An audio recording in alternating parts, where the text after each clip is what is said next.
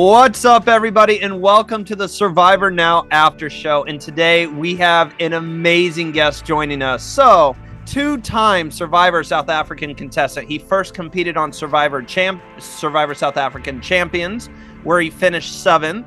And then he bested that by coming back for Survivor Return of the Outcast, played a completely different game, and finished runner-up to Dino. Shane, welcome to the show. How are you doing today? Hey, thank you. I'm glad to be here, and I'm doing well. I'm doing very well. Thank you. So now that it's kind of settled, everything is settled, the game aired, you got to watch it back and everything. How are you feeling before we really dive into your experience in the game for a second time? How are you feeling after the entire journey you had? Look, having done a Survivor before, I understand how the process works. And quite frankly, after the first Survivor, I got into the movie business and learned how to put these shows together. So there wasn't a lot of my game on the show. In fact, very, very little. Mm-hmm. But it's just the nature of the beast. There was, younger players. I was one of the oldest, and I guess their stories made better television at the time. So I wasn't. I mean, I love the show, and I love the idea behind Survivor. But was I happy with the way I was portrayed? Not necessarily. It felt like a bit of a letdown. But I went pretty far. It was kind of like hard. I know the casual fan might look at your game and be like, well, Shane wasn't doing much. There's a lot of talk about like the GOAT, like having a GOAT winner or something. And I didn't see your game like that all season, just because I think for us, the people who really dive into the game more and can kind of see behind the edit, I felt like you were playing a really good game, honestly. You kind of got off to a rough start on the first tribal council. So you guys made the Breakfast Club. And I remember you were already grabbing your bag. Like you thought you were about to head out the door. So I'm interested to hear how that felt. But I just thought after that moment, you kind of had to step back a little bit and kind of refocus on where your gameplay was at that instant. Yeah. I mean, I came on I've been through a lot. The last 2 years, I'd lost a child, and I really went through some rough times and had some real betrayals in terms of like people closest to me, and it was a hard time in my life, and Survivor coming on the second time cost me my job, and I got back after the show and didn't have any work, so it really killed me. I mean, I literally have nothing left afterwards. And I guess it's a kind of it says a lot about Survivor that people are prepared to give every last thing they've got to the show. But it's been a wild ride afterwards. I've moved cities. I went from Johannesburg and I came down to Cape Town, and I'm making television shows down here, reality shows, Fear Factor, these weird kind of shows. And at the moment, I'm putting together a game show. So life's pretty good after that. Oh, wow. That answered the question. No, you're good, man. Yeah. Congratulations. I have to say that. Hey, Shane. Thank you, man. When you got that second call to come back out and play Survivor, I know when I got my call to play for the U.S. Survivor, I was sitting in my office. What went through your mind when you got the second call? I've been waiting for it for 10 years. I mean, I literally, I've asked Marion, who played with me so many times. I used to if like once every 3 months going, what's going on? When are we going to play this game? Because I just knew, I've been around long enough to watch every single Survivor. And, I was, when most of the people that I played with hadn't even been born yet, basically. But I'm exaggerating a bit, but I was so excited, and I didn't know how I was going to play. I mean, I figured I'd be the same as last time, and coming off that season with 2 idols was the biggest blow to my ego that I could have ever had. So I was determined to not let ego be a thing again. So I was in. I would have done it. I would do it again. If they called me now, I would go straight away. Well, Shane, you proved us so wrong. So before the season even airs, this was our first season of Survivor South Africa that we covered. Actually, Abraham, I don't believe, had ever seen like a full season. I hadn't, and we thought about going back and watching the past seasons to learn about the cast. But then I was like, this is a unique opportunity. I don't think there's many podcasters out there who's coming into this I mean, it's a blank page basically. We didn't know anyone beforehand, so we couldn't judge based off how they previously played. So we did our predictions for the season, and Abraham and I both had you first out. So, because I think I heard something about, were you more like a villain your first season? Yeah, I was. I really Yeah. was. I was. That's why I got voted out with 2 idols, because I was just determined to be one of the handful of people that have ever gotten that right. But I was stealing idols. I think they changed some of the international rules at that point. I think I stole 2 or 3, something like that. And I found the rest. So I think I had a total of like 6 idols or something. Oh my God. Abraham, you need to up your gameplay. Shane's Look, sitting over here with 6. Where was your idol they finding there? during my time, they don't put idols out on the first episode. So I think that US needs to take a play out of South Africa Survivor and put the idols out there on day one. Well, I don't even know. I didn't find. I mean, in that year, I think there was a lot more idols. This time around, there was 1 or 2, and yeah, I mean, I looked every single day. That's probably why I got so thin. I spent 3 hours a day looking for the damn idols. Now, on this season, who was your we didn't see in the edit ally that you just sat there, you talked, you enjoyed the time of being on the show Survivor that didn't make the edit? Well, Steffi and I and Tajan and I had a secret alliance from very early. When I Oh, say wow. tight, so much so that when I protected him. I basically baby birded him with food because he was losing his mind, not eating. So I'd steal food, cook it in my water bottle, and then give it to him. And so yeah, Tajan, Steffi and I were tight. I would never have betrayed her. In fact, I helped her with some information about who was trying to vote her out at one point. And they were my ride or die. Marion, I was always a bit. She was acting strangely, which told me that maybe she was affected by some other stuff. So I was always worried about her. But those two for sure, it was never on camera. And I remember Steffi and I at the well just hugging each other after that first night where I almost got blindsided, and she was also blindsided Yeah. effectively. She was kept out of the loop. And she was sobbing in my arms, and we just decided that was it. We were going to take it right to the end. I was going to ask about Marion because we all know it's well known that you and Marion share a special relationship in the game and out of the game. But I was kind of shocked that it didn't seem like you guys were working very tight together throughout. And I kept wondering, I'm like, I wonder if they're doing it behind the scenes and we're just not seeing it. But correct me if I'm wrong, but it just didn't seem like you guys had that tight alliance. It was just kind of an understanding. Like we saw you guys on the reward challenge. You still enjoyed yourself when you got to see how they dehorned rhinos and everything to protect them.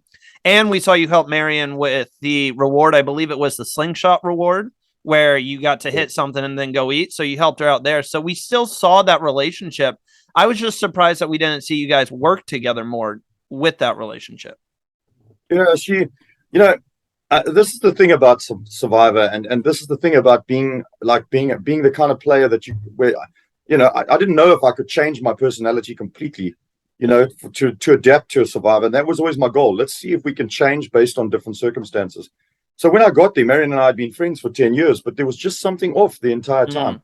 She was managing me. Now I know what it's like to be a handler and have people bring me information in the real world, in the military and stuff like that. So I just felt she was handling me the whole time. She was constantly asking me if I had her back. And then she would literally an hour, not even an hour, the 30 minutes before you go to tribal council, nerves are raw and people are paranoid. And she would hand me information at the last minute. And it's just something just didn't sit well with me. So I had her back, but the whole while I knew that she was up to something else, that she was going to betray me at the end. In fact, it's so bad that we don't talk to each other now. Oh, because wow. I was on another podcast where I said I'm pretty hurt by her because, it's one thing to have a friend who's got your back and you've got their back and it's all right, you're right or die.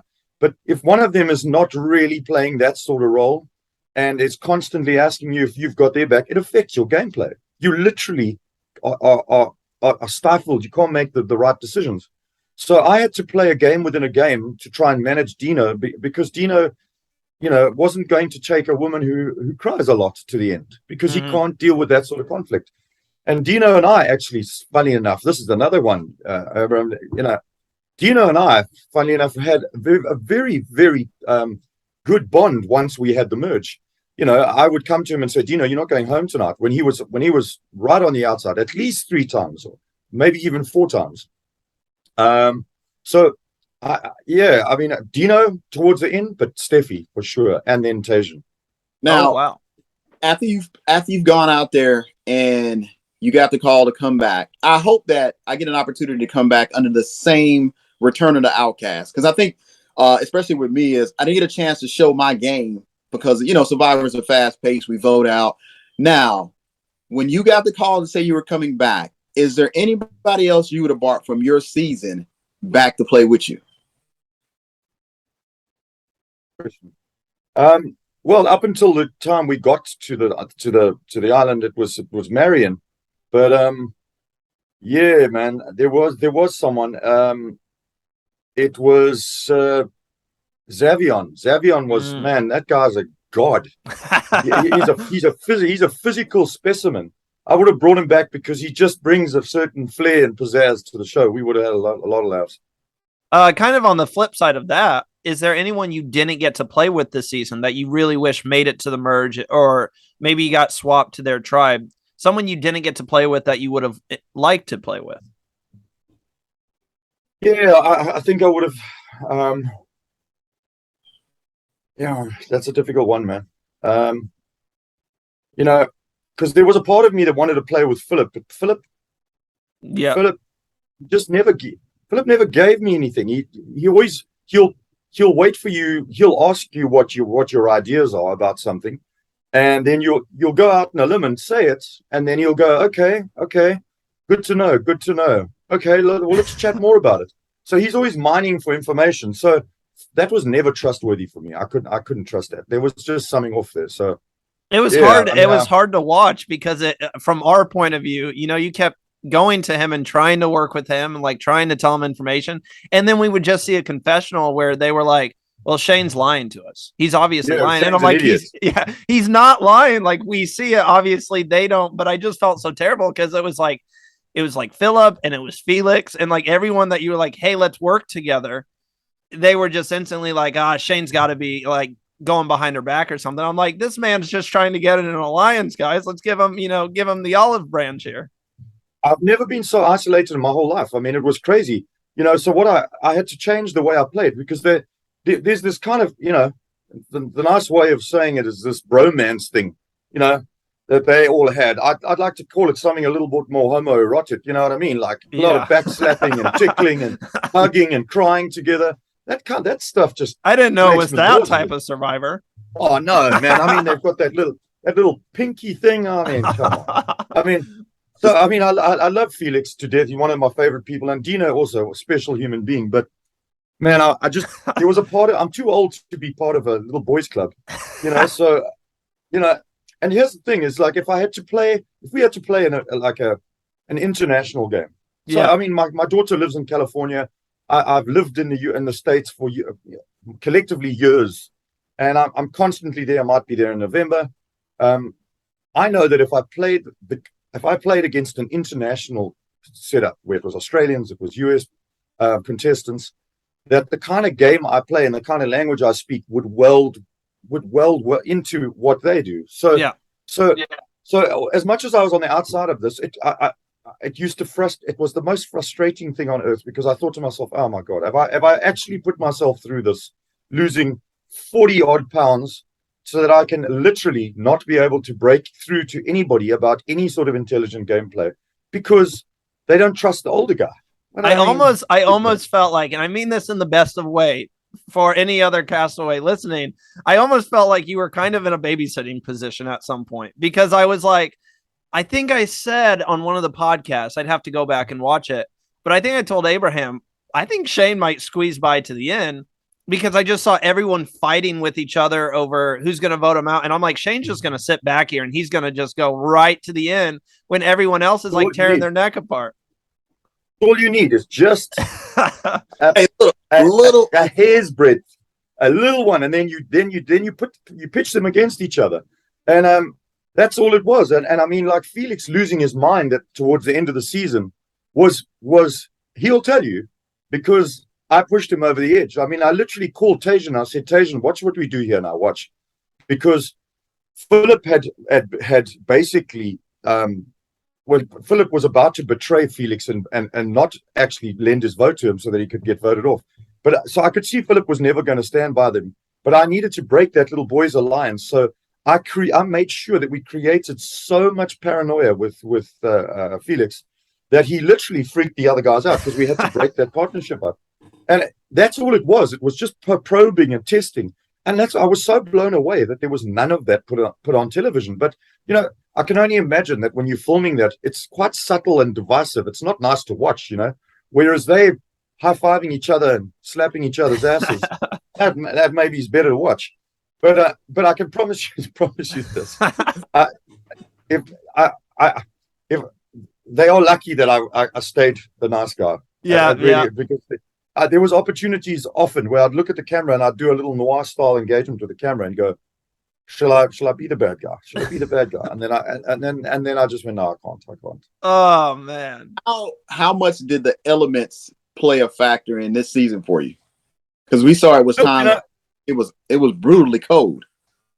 Yeah. So you have to understand, South Africa is every nation in the world rolled up into one here. Sorry, I'm just closing apps that are busy trying to talk to me at the same time. And it's so you can, as much as you know, the beaches look fantastic and it looks like paradise. You need to understand that is a woven mesh of hatred. It literally is not something that the monkeys are even thin. They're not.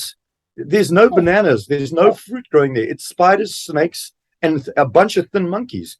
So, you know, what happens is the cold air comes off the sea and they're massive sand dunes, and then it hits the warm air from the ocean, and you get this tumbling cloud that constantly rains just on you in the middle of the night. So during the day, it's pretty hot, and then at night it's freezing. And man, I can tell you this much, and anybody knows who's played Survivor, let it rain on you every second night, 3 or 4 times a night. Man, that breaks you down, man. Oh man, I don't know that right now, and I'm still like, it's funny. I am getting the opportunity to speak with a ton of Survivor players and stuff, and I'm like, I still applied to the game and everything. They tell me, oh, it's miserable and stuff like this, and I'm like, I don't know what's wrong with me, but I still want to go out there and play and find out how miserable it is, because I imagine it's got to be really tough. No, when you're sitting on the roasted, you're happy that you're on. Yeah. I'm so glad I never had to experience that this year, because I remember what it felt like getting voted off the first time, and I was like, man, oh man, I never want to experience that again, ever. But I got bitten by a centipede. Man, it burned so bad. But like it, you know, if I had called a medic, it would have taken about 40 minutes for him to get there, because it was we were at the bottom of a massive sand dune, and the medic is a friend of mine actually, so I didn't want to give him a heart attack. But I will say this, you know, the sea in South Africa is crazy. There are rip currents. You know, we won at the one challenge. We won, flippers and goggles and stuff like that. And there was no chance that I was going to let anybody go into that ocean. Man, we got big sharks here, and lots of them.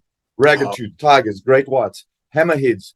And believe me, there are big sharks here. So we didn't catch that many fish.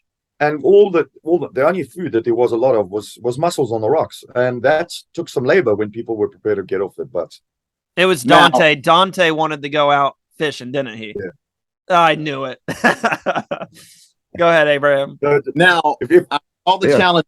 What was your favorite challenge, and what was your least favorite challenge? Because we always compare the challenges to the U.S. challenges, Australia challenges, and South Africa challenges. I love the challenges. Well, I don't know your year, but I know that the crew that makes Survivor in South Africa generally get shipped all over the world to make the American Survivor and the Australian Survivor. So there's generally a lot of crew that are South Africans. So this year, the challenges were massive. I remember flying in on a chopper on that one challenge where I won it at the end, and seeing the size of the scale of that, and just going, wow, this is next level. But I can tell you now, as a tall person, every time you come around the corner and see a challenge which is balancing on a stick or something on your head, the tall person is at a disadvantage. It's just the way it is. And I would say half the challenges had something to do with a low center of gravity, balance, stuff like that. So every time I looked at it, I was just like, man, there's no chance. There's no chance here. Absolutely no chance. Well, might as well I just didn't want to be down first. now. Yeah, I feel that. Shane, this is the perfect time to have you on the show as well, because have you kept up with this season of Survivor US at all? No, I haven't, because I'm making the show and I want to binge watch in a little while. Oh, perfect. I won't spoil anything, but I will say this is a topic. So it's just a small little thing. It doesn't spoil who goes home or anything like that. But there's been discussion among the Survivor community. Is it okay to go through a person's bag? And they've been really talking. Now, you went through someone's bag this past season. I can't remember whose bag it was, but I feel like I know your answer. But I wanted to give you a chance to shed light, because this has been a real discussion through Survivor groups and stuff about whether it's right, whether it should be allowed. So, and we've had our discussion. So what do you think, man? Should it be okay? Like, it's fair game if you leave your bag out. Oh, man, you had to ask this question. Here it goes. Man, if you are so easily upset by someone going through your bag, turn the TV off. Yes. Honestly, why is lying, cheating, stealing, manipulating okay, but it's not okay to go through your bag? I mean, why are we suddenly drawing this down? And if you're dumb enough to put it an idol in your bag and not bury it somewhere, then you deserve to go home. I mean, come on. If every time someone searched a bag, there was nothing in it, no one would search your bag. Yeah. Where'd you put your idols at? The ones that you found, obviously not in your bag. No. What I like to do is bury it right where people are sitting, because they'll never look there. Yeah. You know what I mean? Oh my gosh, so, literally where our feet were. Oh man, Abraham, did you have something? Hey, look, for future survivors, he's giving you the key to the castle. Just go ahead. Look, the game says I'll play out last. At the end of the day, if you don't do it, somebody else will do it, and guess what? They will beat you. Well, Shane, sure. he added something to that. So it was outwit, outplay, outlast, but it was also outdressed this season. I think Shane had the best Survivor getup we've ever seen. It was like a godlike Survivor toga. Like, I was like, this man is showing up, looked fully comfortable. How did that get started? Was it just like, yo, I'm gonna wear this? It's comfortable. Let's do this. I must be honest. I kind of had a little rebirth on that show where I really came off a real. I mean, I arrived. Thank goodness they locked us down for COVID. So it was like 2 weeks sitting in a hotel room with no television, no laptop, no nothing, and it managed to calm me down. But just repeat that question. Sorry. No, you're all good. I was just asking about the toga, how that ended up coming to fruition. So yeah, I mean, after traveling around the world, like I have, being in Afghanistan and stuff like that, and knowing how important that piece of cloth is, I know for a fact that it's a skirt, it's a pair of shorts, it's a blanket, it's a sheet, it's something to protect you from the sun, and you could. So it's the most valuable piece of clothing. So, and I'm telling anybody to trust me, that piece of clothing, it can be anything. Everyone should have one in their bag, because it does absolutely everything. It's a towel. So I just figured I was going to bring the brightest pink one, because why not? Because I really don't give a damn what people think about me anymore. I really don't. And I figured, why not? My daughter's a super fan and she loved those moments. So I told her I was going to get a bit colorful this time around. Oh, that's awesome. Let me do a little peek behind the scene. I know for our wardrobe, we had to basically submit our wardrobe. So is South Africa casting the same way where you submit your wardrobe ahead of time? Yeah. I mean, I gave like they do for you guys. The rules are exactly the same. They give Okay. you a kind of color card, and you're allowed this, this, and this. And if you bring a sarong, then you can't have a T-shirt or something like that. You know what I mean? So there are sacrifices. I only got one thing through production that wasn't approved, and they saw it. It was like, you can keep it, and I wear it. I don't have it today, but it's the necklace. The yin yang sign was the only thing I didn't get approved, but I wore the whole time. Huh. Nice, dark and light. Shane, I feel like your knowledge of the game is something that I don't know if many Survivor players on any international version have. And I feel like you should really teach like a Survivor school. I think it would really help a lot of future Survivor players out. I did want to ask, there was a lot of times this season where Nico would he was hyping up the rewards, like if you win, you get this, or you're going to get to eat this. And there's a lot of moments that kind of shocked me. I just never heard a Survivor player say this, where he would turn it over to you and you were like, Nico, I'm good, man. I really don't care. Let's play this game. Let's just get going. So I was curious on those types of awards, were you in a position that you just felt like, I don't really need to eat, I'm personally okay? Or was it you just didn't really, you'd rather be with the tribe and focusing on the gameplay than going on like a reward?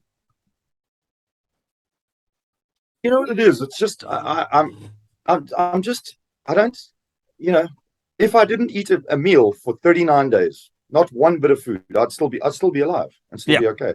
So to get so worked up about food and have some sort of engagement, no, pick me. Oh man, I don't have that much. It's just not my vibe.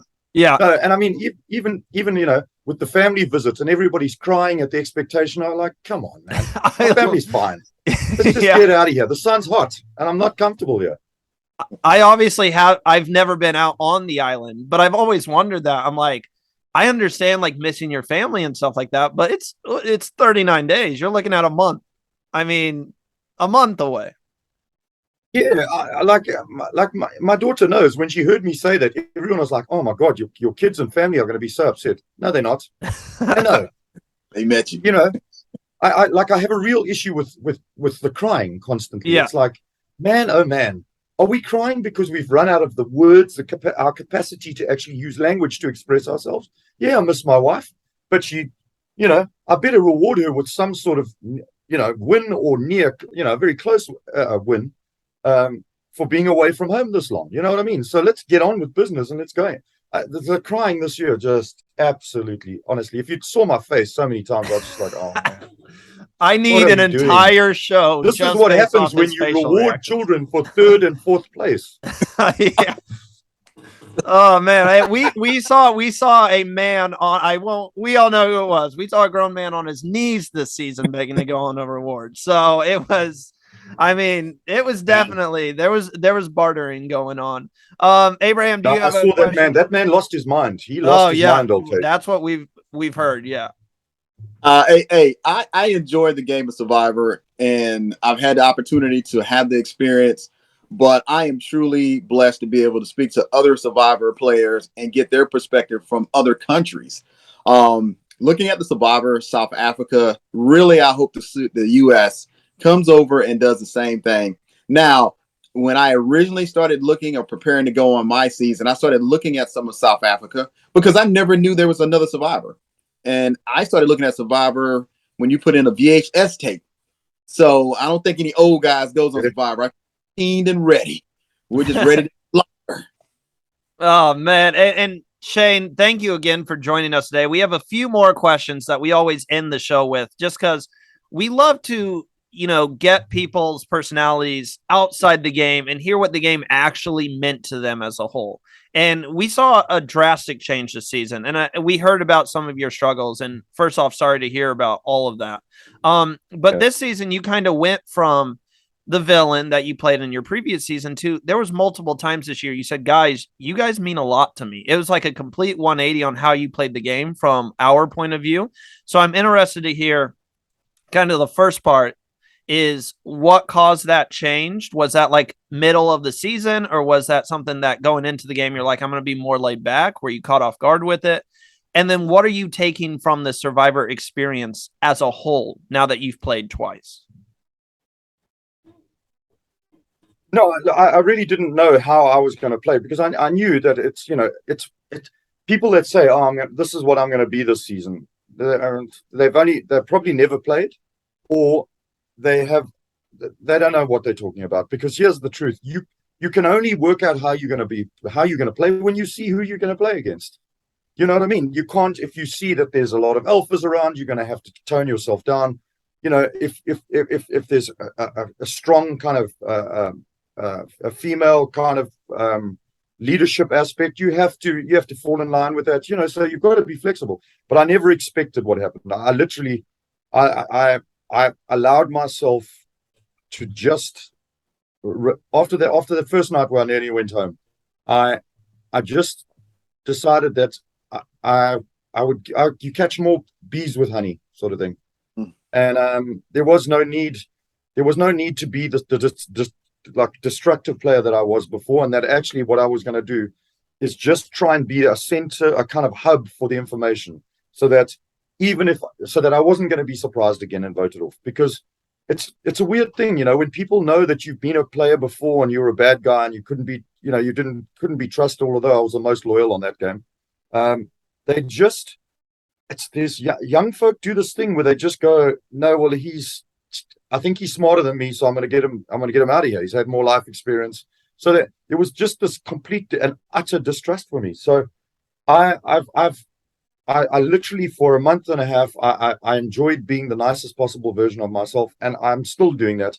And I promise you, the blessings and the personal victories, they just keep coming one after the next. And yeah, I mean, who's to say when I play Survivor? You hear me say that when I play Survivor again. I mean, I'm already doing like 5-6 miles every day training, so that the next time it comes, I'm like a piece of granite. Have you watched our show before? Because that's how we always end the show is, would you ever play again? And you've already answered it. No, I haven't watched. No, I haven't watched, but I definitely I would play. Because here's the thing, you know, if you took the 5 younger folk that were in the final 6 with me, would those 4 or 5 younger folk really feature in an international game where you now have to kind of be a bit more worldly? I truly don't believe they would. I think a different kind of player would now, because now you need to bridge the gap. You know, it's one thing to say that I'm South African and you're American, but let's spend a lot of time together, and you'll see that there's a very different kind of sense of humor and stuff like that. So being someone who's older and can work, you know, can kind of morph my personality to an international game, I believe puts older players in a better position. This is Shane's official campaign for the international version. Because I mean, remember, I messaged you on Instagram and I said, Shane, I think they should seriously, like, if they do this international version they've spoken about, I think you should be maybe one of the people they bring from South Africa, just because of your knowledge of the game. I mean, you finished 7th and 2nd. If you're like looking at the stats, that's a really good finishing rate. So I think they should definitely look into you if they do an international season. Well, here's the thing that you also can't forget: it's a television show. So does the person bring content? You know, I'm afraid it doesn't matter if I cut my arm off. I will never be crying and sobbing on screen. Yeah, sorry, that's never going to happen. But I'm so hyperactive. I stay in a house with 2 guys that are 32 years old, and they don't know where I get the energy from. And that's the thing. That's why I was so shocked they didn't put it on the camera. I never stop. I am permanently planning, manipulating, maneuvering. So I look forward to playing an international game where I'm not going to be suddenly paired with my South African brothers and sisters against the rest of the world. I don't give a damn. I want to win with people that make an epic show. That's as simple as that. Yeah. And never again will I actually be a personal bodyguard to someone who ends up betraying me in the end. Yeah. Hey, I told Randy the same thing. I said, if you get an international Survivor going, let it be a round robin pick. Nobody gets to stay with their countries. Everybody gets to be broken up. And now let's see how everybody plays. Oh, man. Yeah, I agree completely. When I finish up returning to Outcast and come back and establish my reputation on Survivor, I look forward to looking across at the mat and saying, I picked Shane first. I'll see you there. Oh, man. And you know, each person has some unique gifts, you know, like playing with these people this year. And just to answer that other part of your question, all of us have played before, so there's a unique insight into each other where we go, okay, I'm going to open up my heart and chat to you, and just share parts of my life with this human being, and it's like we immediately clicked into that original Survivor kind of honesty, where you living and dying on the battlefield with these people, so you know. So we immediately bonded, and I mean, yes, we would fight with each other. There were one or two of the children, as I call them, that still carry grudges, about being backstabbed or stuff like that in the show. And I say that quite lightly because I feel my friendship has been tarnished a little differently because stuff that happened outside the game also. But I just we really grieved every time we voted someone off. Honestly, we would just sit back just going, oh man, that's just the energy is different. Every single time we would all go, man, that felt terrible. And so it was the weirdest thing to play this game with far more what's the word? Emotional engagement with people, but it's that much harder. The paranoia. I mean, for weeks, months afterwards, we were all having these waking nightmares. We'd wake up and you go, are the other players in the kitchen? That's how hectic it was. So yeah, it's a unique thing, and I look forward to playing, and I mean, like at a game against. Who would not watch? Our whole country would watch it. The States would watch. Australia would watch. Well, I was going to ask you, being someone in television, this is a big talking point. Once Jeff Probst was like, we've discussed it and we've talked about doing it. I've circled maybe season 50 as the season they do it, just because it would be like a huge milestone. But being someone in television, how do you think it should look? Because I'll just throw this out there. I was saying, I think you have to do the bare bones of Survivor. I think all 3 hosts need to be involved. And I know a lot of people are saying bring in 10, 12 people from each Survivor. I think that's too many. I think it needs to be the bare bones. I think it needs to be 18 people, 39 days, Survivor. 6 people from South Africa, from Australia, from the US. Don't overdo it. We don't need a 50-day season with 30, 40 people, So I think that's how they should do it. But I'm interested to hear if you have any thoughts on how they would need to put this together. Yeah, I also don't believe. Look, I'd love to play 50 days just because I like to traumatize myself, and I'd love to be the last man standing because, man, I know how to suffer, and but I do think bare bones. I think make it as difficult as hell. I think make the challenges epic, and just and use it as a stepping stone for the brand. I know in the past couple of years the American brand has kind of suffered a little bit. Viewership's been a bit down, but I think that this is a way that can make the South African Survivor so much a part of the American Survivor and the Australian. You know what I mean? Where we all just look forward to each other's seasons because it brings different aspects and they make each other better. So yeah, again, just identifying, the archetypes and combining the right sort of players, man, I think it would be incredible. I really do. Look, I know, Shane, that would be a episode of Survivor that everybody would tune into. Oh man, we would have a lot, and just to make new friends, man. Yeah, get the best of the best. And that's what we're trying to do here on the show is really, I think they need to open Paramount Plus up if they're going to use that to all the survivors. And I don't want Survivor to be competing against each other, if that makes sense. I don't think South Africa or the Australian version, I don't think they really are trying to compete with the US, but they were, at least I think South African was as well, but I know Australia was on Paramount Plus before the Blood versus Water season, and the US took it off because it was getting a lot of viewership. And I'm just sitting there is this not good?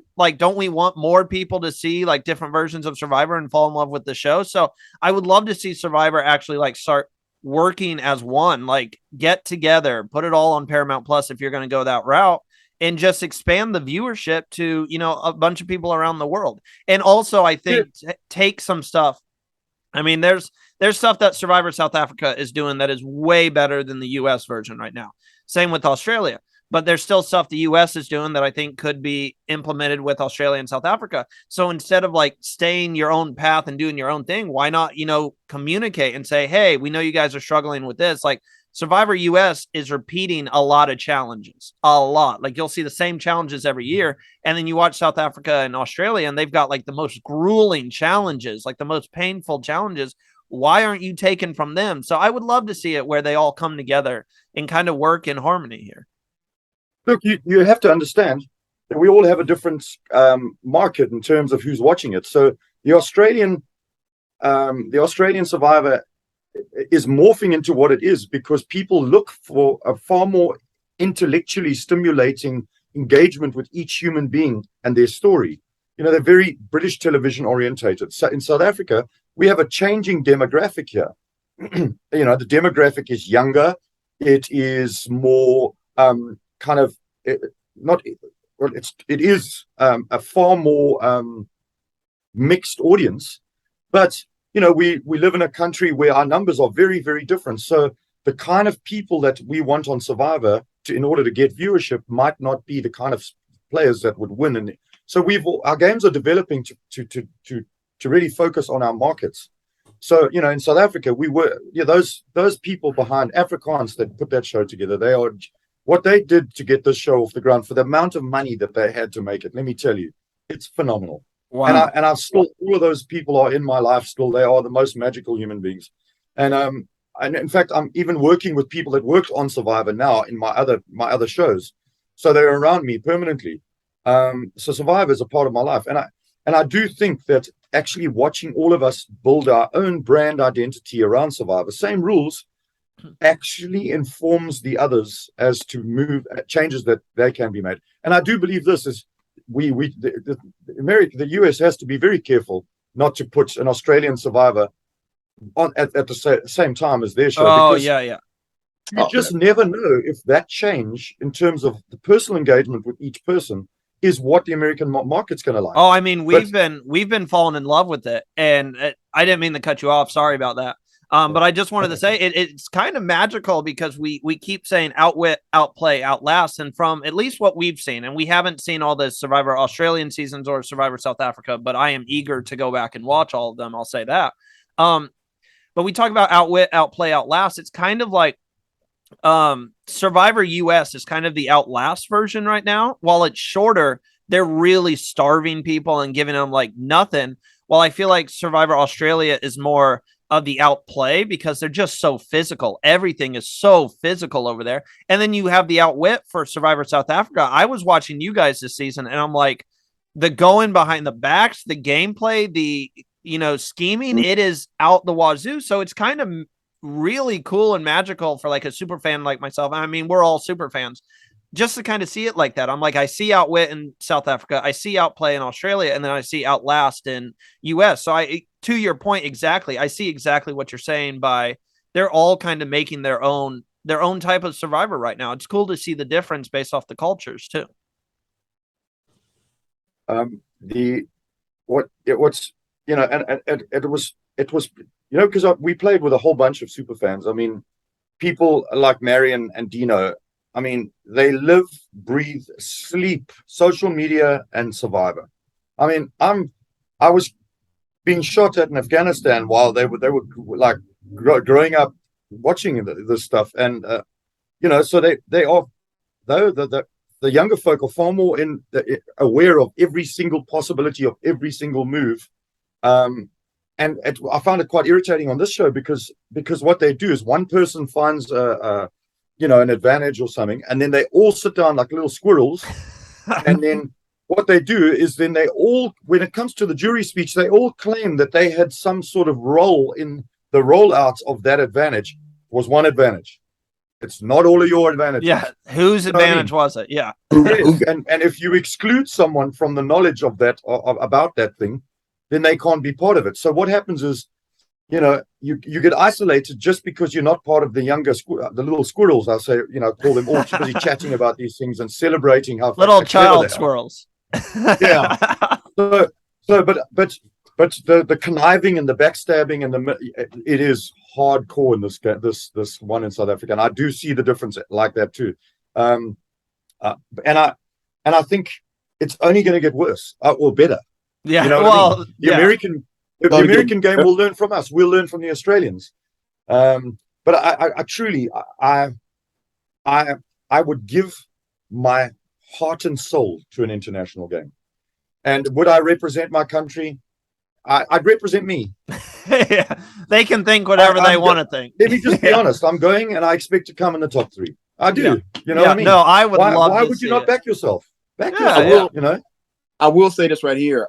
As far as the production of Survivor itself, it was a little hampered because of the pandemic. Because I went to Fiji during the pandemic, but there is an international crew of people that have worked around the globe to put on Survivor, and they bring those people to be a part of the production. So I got a chance to meet people from Australia, New Zealand, people from South Africa that could, navigate the pandemic. The problem was the pandemic kept a lot of people that normally probably would have came wasn't there this time. But it's an international game, so it's time for it to go international at least for one season. Let's go international one season.